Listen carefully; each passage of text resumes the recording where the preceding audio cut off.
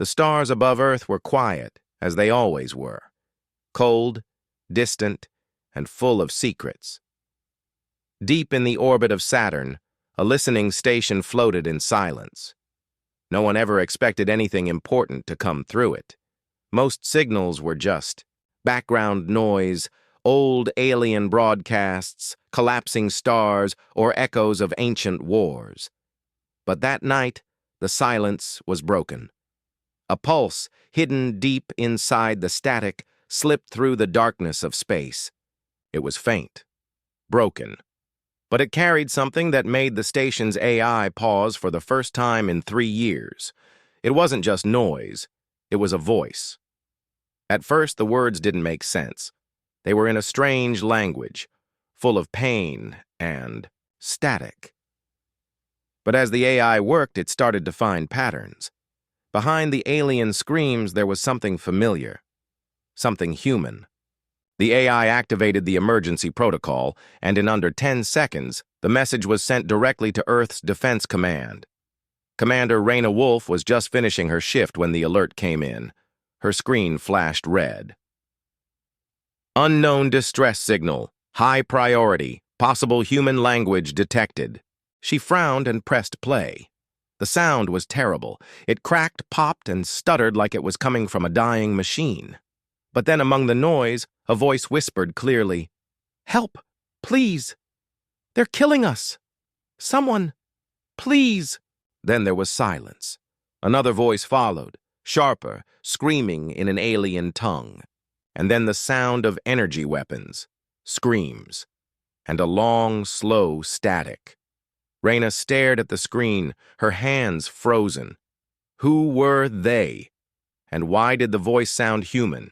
Earth hadn't sent any expeditions to that side of the galaxy in over 100 years. That part of space was controlled by the Korath Dominion, an empire known for its cruelty, hidden secrets, and brutal control of dozens of planets. No one from Earth had ever gone near their borders. At least, that's what the A records said. Within an hour, Earth's highest commanders sat in a dark war room deep under the surface. The message played again and again. Experts cleaned the audio. Bit by bit, details came to light. The message was sent from a system far beyond the edge of the known map. There were no human colonies there, but the voice was clear. It wasn't a translation. It wasn't a trick. It was a human voice. They tried to dismiss it. A ghost transmission. A trick. Maybe a trap. But then they found it. The name Arkessa, hidden in the data packet. It was an old Earth name. A colony ship. From 120 years ago. Lost, forgotten. No one knew what happened to it. Now it seemed someone had taken it. Or worse, the people on board had survived, only to fall into alien hands. There were images too, fuzzy, low quality, but enough to freeze the blood of everyone in the room. A lab, dirty, full of machines. And inside it, humans, not just dead, alive, caged, studied. Some were children. One of them looked into the camera. His eyes were full of terror, and his mouth moved slowly. Experts read his lips. He said, "Help us." Commander Wolf stood slowly and faced the others. "This isn't just a distress call," she said. "It's a message, a warning. They didn't want us to hear this, but we did." A cold silence filled the room. The Korath Dominion was powerful. Earth had stayed away from them for a reason. A war could burn whole planets. But this was personal. Earth never forgot its people. Not now. Not ever. They searched deeper. The signal carried more than just audio. It had data logs, pieces of files. One showed the results of experiments done on human brains. Pain tolerance, fear responses, behavioral control. The Korath weren't just killing people, they were testing them.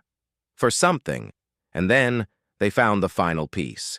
A short sentence, written in old Earth standard, placed deep in the code as if hidden by the sender. It read, They're doing to us what they did to Earth's colonies long ago.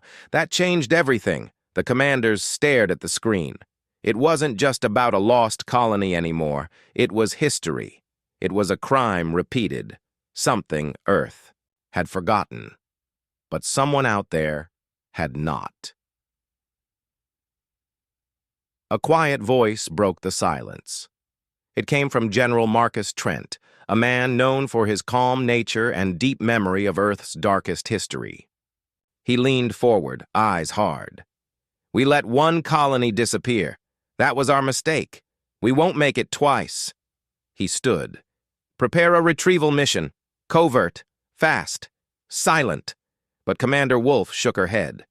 "With respect, General, that won't be enough." He frowned. "What are you saying?" She looked at the image on the screen again. The child's face. The fear. The pain. The silence that followed the scream. "I'm saying we don't just go to get our people," she said. "We go to end whoever thought they could hurt humans and get away with it." Outside, in the cold, black sky, Earth's most dangerous warship waited in orbit, silent, cloaked, and ready. Its name was the Revenant, and when it moved, it did not warn. Because sometimes messages aren't just calls for help. Sometimes they are calls for vengeance. And this one wasn't even meant for humans, but we heard it. And now, we're coming. The stars above the Korath system burned dim, almost like they knew something was coming. Far beyond their reach, deep behind Saturn's icy shadows, Earth's warship, the Revenant, was preparing for silent travel. Inside the ship, the air was cold, sharp with energy. The crew moved without speaking much. Every one of them had seen the signal. Every one of them had seen the faces of the forgotten humans trapped in alien cages. And every one of them wanted the same thing, justice, or something close to it. Commander Reyes stood alone on the observation deck, staring into the dark. His face showed no emotion, but his mind was burning. He had led many missions before. He had seen war, loss, and betrayal, but this was different. This wasn't strategy. This wasn't defense. This was personal. A team of analysts worked without sleep to break the remaining pieces of the signal. Most of the data was corrupted, but a few more fragments were found. One showed an old Earth flag, burned, torn, but still flying on the shoulder of a prisoner's uniform. Another was a log entry from a Korath scientist, translated by Earth's advanced AI. The log described experiments done on humans over decades, how their biology reacted to fear, how their minds responded to pain. It was written with cold curiosity, like the humans were not even alive. The final line of the log was simple, sharp, and filled with quiet horror. Human test subject 044B escaped containment. May attempt contact with outsiders. Termination recommended. That was the voice they had heard. That was the person who sent the message. A single prisoner who managed to slip through the Korath's control long enough to scream into the dark. And now Earth had heard it. Back on Earth, more records were pulled from forgotten databases. Commander Wolf led the research herself, pulling dusty files from cold archives. It turned out the Arquessa wasn't the only lost ship. 3 others had disappeared in the same region, many years apart. No one had made the connection. All had been listed as destroyed by cosmic storms or system failures. But now, it was clear. Someone had taken them. Someone had made sure Earth would never find them. Until now. As the truth came together, so did the plan. The Revenant would not go in loud. It would enter through the old trade route, hidden in the gravitational shadows of a dying star. From there, the crew would use deep scan drones to map the Korath's main research system, codenamed Virex 9. It was said to be nothing more than a mining colony, according to Korath's official galactic records. But the signal's origin was traced to that exact location. Earth's commanders now believed VRX-9 was hiding something much darker. The crew of the Revenant trained in silence. The ship's walls were filled with cold metal, but the hearts inside were on fire. Among the soldiers was Captain Adira Holt, a close-range combat specialist. Her grandfather had served in the fleet during the early expansion years. He had told her stories of the missing ships, the quiet disappearances that nobody talked about. She had always thought they were myths. Now she knew they were true. For her, this mission wasn't just orders. It was the end of a story that started long before she was born. The Revenant slipped into warp space with no lights, no sound, and no announcement. Like a ghost, it disappeared into the dark, heading toward the unknown. And while it traveled, Earth began preparing for more. Intelligence networks were activated. Listening posts in nearby systems were awakened. Earth didn't want just revenge. It wanted knowledge. How deep did the Korath's crimes go?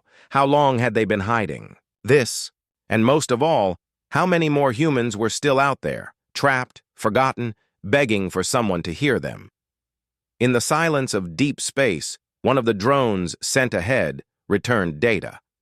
The planet VRX-9 was not a mining world. It had no trade ships, no exports, and no communications.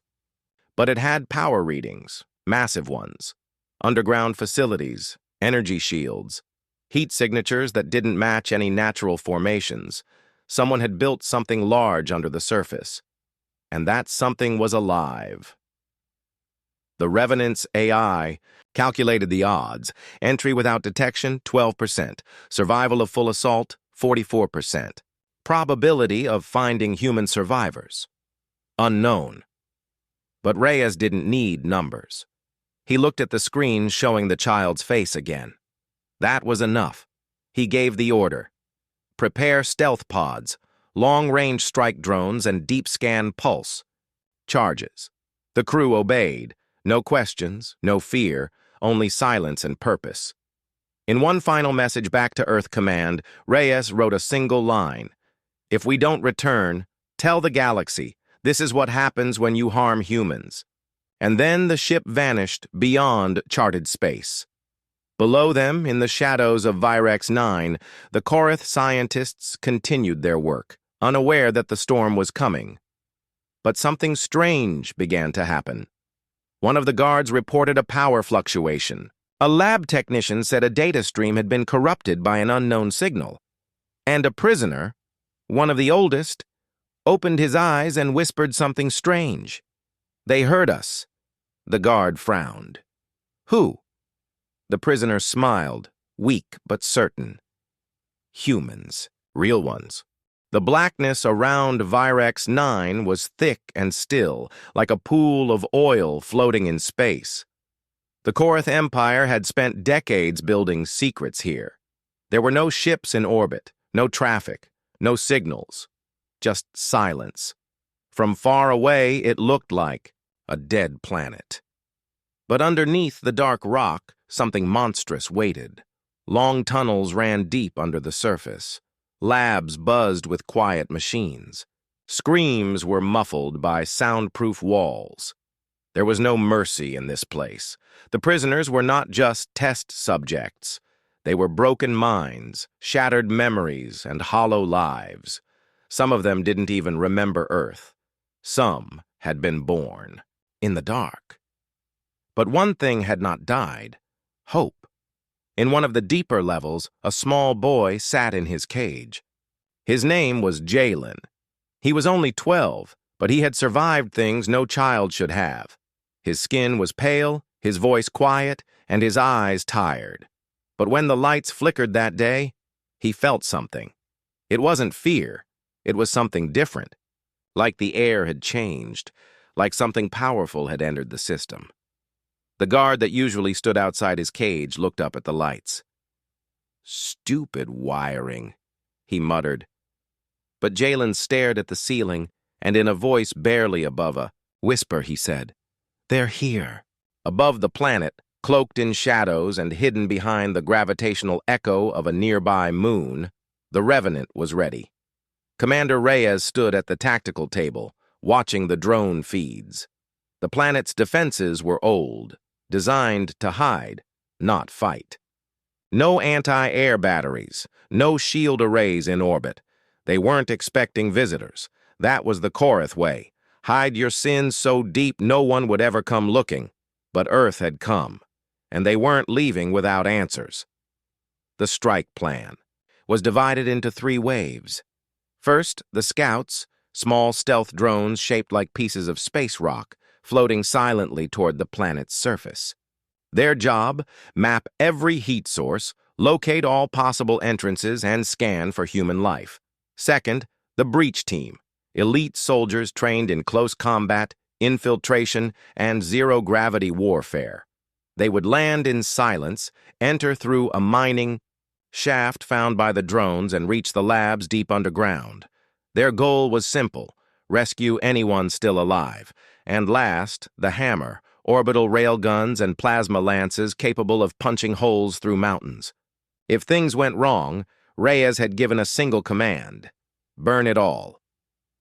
Captain Adira Holt led the breach team. She was already inside her drop pod, heart steady, mind sharp. She remembered the child's face, the broken voice, the scream at the end of the message. That's what drove her now. She looked to her squad, nodded once, and said, "No noise, no mistakes, in and out." The pods launched in complete silence, falling like stones through space. No fire trails, no alarms, just gravity pulling them toward the dark. The pods hit the surface with soft thuds, cushioned by magnetic dampeners. The Korath sensors didn't pick up anything. Inside the base, everything looked normal. Scientists moved between rooms. Guards checked prisoner logs. Experiments continued. But in the lower corridors, the walls began to open. Silent black figures moved through the shadows. Their armor absorbed light. Their weapons hummed with cold energy. They didn't speak. They didn't hesitate. They just moved forward, room by room, systematically erasing every Korath they found. Adira's team reached the lab sector within minutes. What they found inside stopped them cold. Cages, hundreds of them, some filled with humans, some empty, blood-stained and burned. Many prisoners didn't react at all. They had been broken too long. Others screamed in fear, thinking it was another test. But Jalen, the boy, stood up. He walked to the edge of his cage and stared at the armored figure in front of him. "Are you from Earth?" he asked quietly. Adira stepped forward, pulled off her helmet, and nodded. "Yes, and we're taking you home." Tears ran down the boy's face as the cage unlocked. The team moved fast. Prisoners were tagged, given emergency oxygen and meds, but there was no time for comfort. Alarms had finally started. The Korath knew something was wrong. Reyes, watching from orbit, activated Phase 3. The sky lit up. Plasma fire rained down on distant hills. The main power station was destroyed in a single strike. Communications were jammed. The Korath command center tried to send a signal for help, but it was blocked by a firewall they didn't even know existed. Earth had planned everything, but not everything went smoothly. In one of the labs, Adira's team found something else. A room with no windows, no sounds, just a single glass wall. Behind it stood a man, or what was left of one. His body was covered in implants, wires, and scars.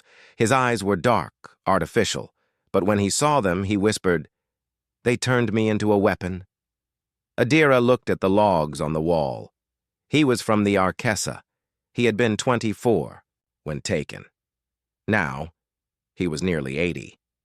The Korath had used him to design torture systems, not by force, by brain control. Every system in the base ran through his mind. He looked at her with deep sadness.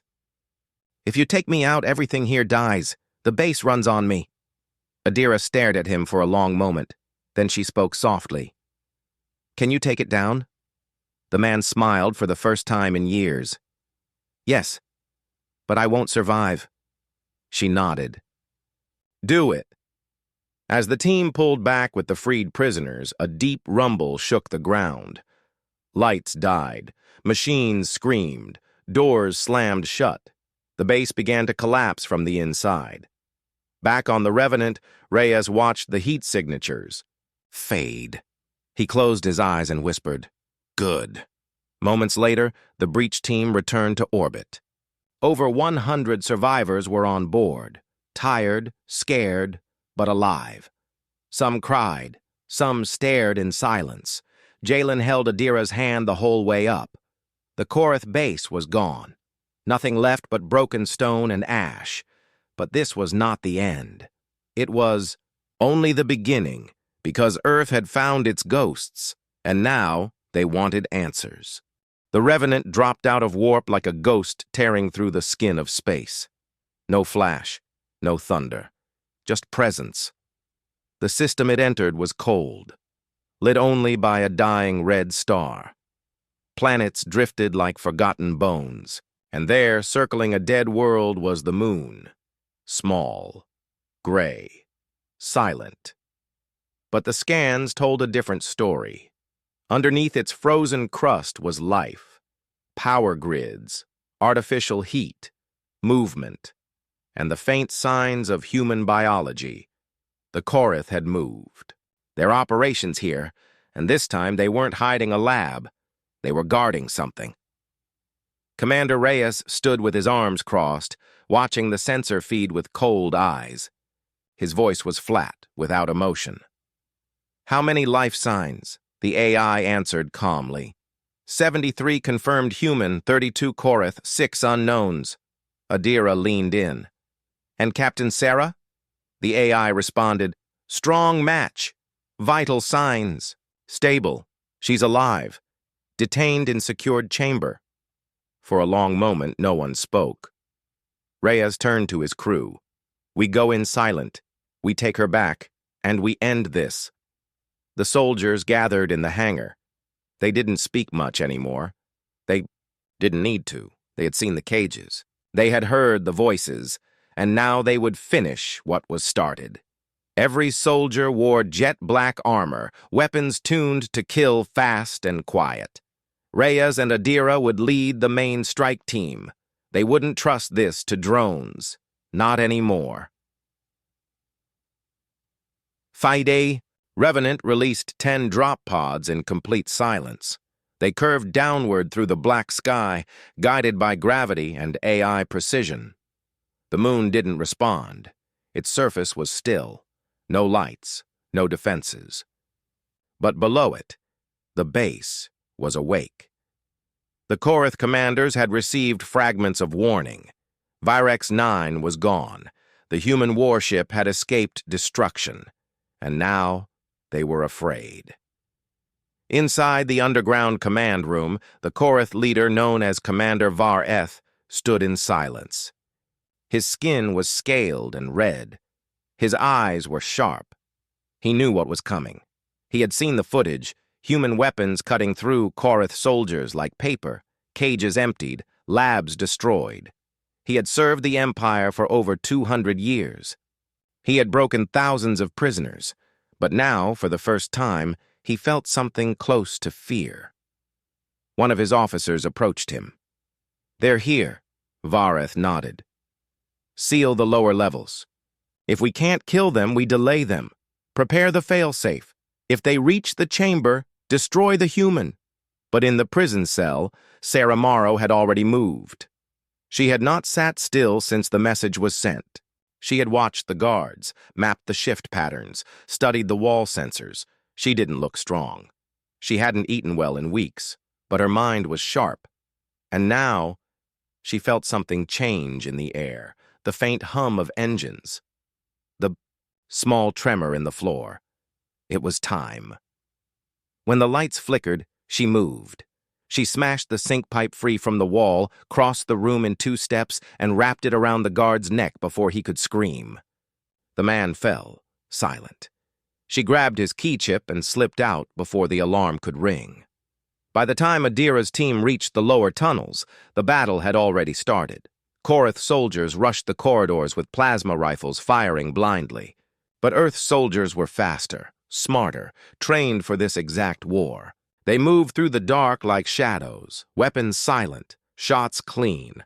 One by one, the defenders fell. Reyes led the charge, his armor marked with old battle scars. His rifle never missed, his blade never hesitated. The moon's hallways shook, with gunfire and energy bursts. Alarms screamed across the base. Sarah moved fast through the chaos. She had no weapon, but she didn't need one. She had purpose. Every turn she took she remembered from years of forced movement. Every corner, every lab door, every room where she had watched her people scream, she remembered it all. And she knew exactly where to go.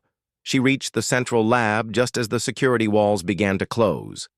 But the power flickered again. Someone was overriding the base systems. That someone was Reyes. He and Adira had found the control room.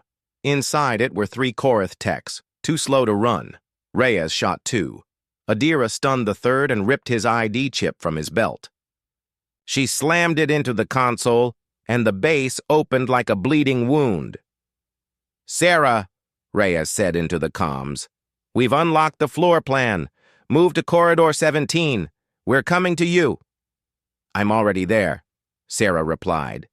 They reached her seconds later. She stood in the middle of the hallway, blood on her hands, but calm. Reyes looked at her and said, "You're a hard woman to kill." Sarah smiled faintly. "I had help, and I've got something they really didn't want us to find." She reached into the pocket of the guard's coat she wore and pulled out a crystal drive. "This has the list," she said. "Not just of where they took us, but everywhere they've done it before. Other species, other programs, and all the names behind it." Adira took it carefully. "Can we get it out?" Reyes nodded. "Let's finish this." As they moved back to the exit route, explosions rocked the base. The Korath had triggered a partial self-destruct, but Earth's team had planned for that too. A second crew had already planted breaching charges in the outer layers. Within 10 minutes, the Revenant's dropship landed outside the base entrance. Survivors were pulled aboard, wounded carried.